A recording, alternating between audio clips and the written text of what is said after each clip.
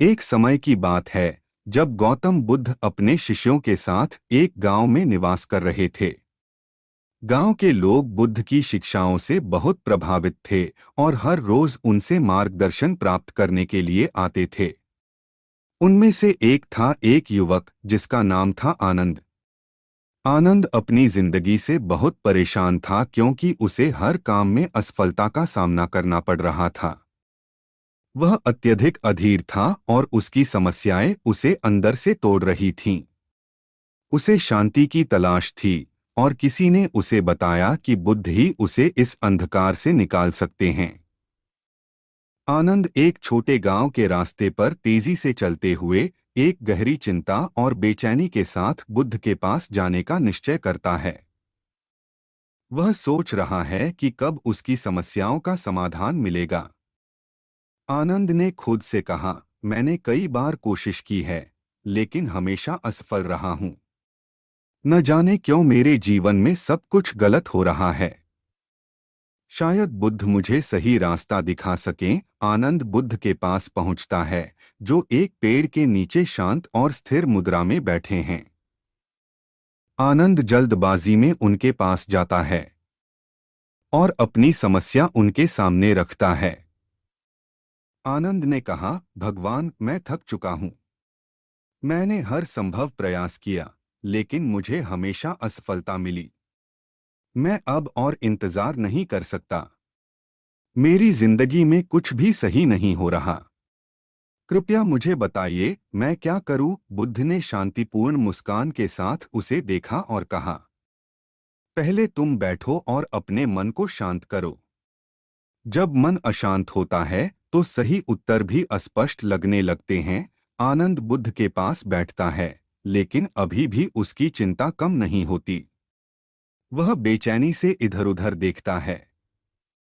बुद्ध उसकी अधीरता को समझते हैं और उसे एक कहानी सुनाने का निश्चय करते हैं। बुद्ध ने कहा, मैं तुम्हें एक कहानी सुनाता हूँ। एक समय की बात है, एक किसान था जिसने अपने खेत में फसल बोई। वह बहुत उत्साहित था कि उसकी फसल जल्दी उगेगी और उसे बहुत फायदा होगा। लेकिन वह अधीर था, इसलिए हर रोज वह पौधों को खींचकर देखता था कि वे कितनी जल्दी बड़े हो रहे हैं। धीरे धीरे उसके पौधे कमजोर हो गए और मरने लगे। आनंद ध्यान से सुन रहा था। बुद्ध ने कहा, किसान की गलती यह थी कि उसने प्रकृति के नियमों को समझने में अधीरता दिखाई। वह समय और धैर्य की आवश्यकता को नहीं समझ पाया। जैसे फसल को उगने में समय लगता है, वैसे ही जीवन की समस्याओं का समाधान भी सब्र से ही मिलता है।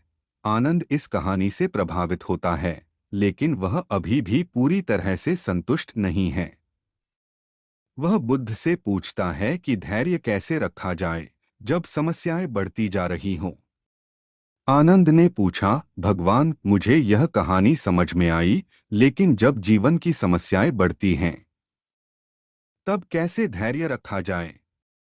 कभी कभी लगता है कि अगर मैं इंतजार करता रहा तो सब कुछ खत्म हो जाएगा। बुद्ध ने उत्तर दिया, धैर्य का मतलब यह नहीं है कि तुम सिर्फ इंतजार करो और कुछ न करो। धैर्य का अर्थ है कि तुम निरंतर प्रयास करते रहो, लेकिन परिणाम की अधीरता छोड़ दो। यह विश्वास रखो कि समय पर सब कुछ सही होगा। जैसे एक बीज सही समय पर पेड़ बनता है। बुद्ध एक और कहानी सुनाते हैं। इस बार एक धीमी नदी और उसके किनारे बसे गांव की। वह आनंद को समझाते हैं कि कैसे समय और धैर्य से हर कठिनाई का समाधान होता है। बुद्ध ने कहा, एक नदी थी जो बहुत धीरे धीरे बहती थी। उसके किनारे बसे गांव के लोग सोचते थे कि यह नदी बहुत धीमी है और शायद कभी भी हमारे खेतों तक नहीं पहुंच पाएगी। लेकिन समय के साथ नदी अपने रास्ते पर चलती रही और अंततः गांव के सारे खेतों को पानी से भर दिया। जीवन भी इसी प्रकार है। जब तुम अपने कार्यों में निरंतरता और धैर्य बनाए रखते हो तो समय के साथ परिणाम अवश्य मिलते हैं। अगर तुम अधीर हो जाओगे तो अपनी राह में ही रुक जाओगे। आनंद अब शांत हो जाता है और बुद्ध की बातों को गहराई से समझता है। उसकी चेहरे की बेचैनी धीरे धीरे शांति में बदल जाती है। आनंद ने अपनी आंखें बंद कीं और गहराई से बुद्ध की शिक्षाओं पर ध्यान दिया। उसे अब समझ में आ चुका था कि सब्र ही जीवन की कठिनाइयों का असली हल है। उसने मन में ठान लिया कि अब वह धैर्यपूर्वक अपने कार्यों को करेगा और परिणाम की चिंता नहीं करेगा।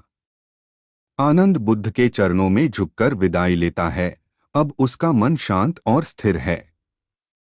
बुद्ध उसे आशीर्वाद देते हैं और उसे आगे का मार्ग दिखाते हैं। आनंद ने बुद्ध के चरणों में झुककर कहा, भगवान, आपने मेरी आंखें खोल दी। अब मैं जान गया हूं कि जीवन की हर समस्या का समाधान सब्र और धैर्य में छिपा है। मैं अब शांत और धैर्यपूर्वक अपने जीवन में आगे बढ़ूंगा।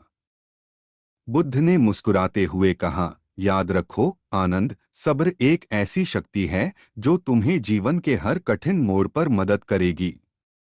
जब भी तुम अधीर हो जाओ, अपनी सांसों पर ध्यान दो, उन्हें महसूस करो और सब्र से अपने कार्यों में लगे रहो। आनंद बुद्ध से विदा लेकर प्रसन्न और शांत मन से गांव की ओर लौटता है।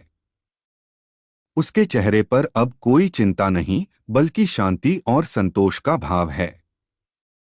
आनंद गांव की ओर वापस लौट गया और उसके मन में अब कोई चिंता नहीं थी।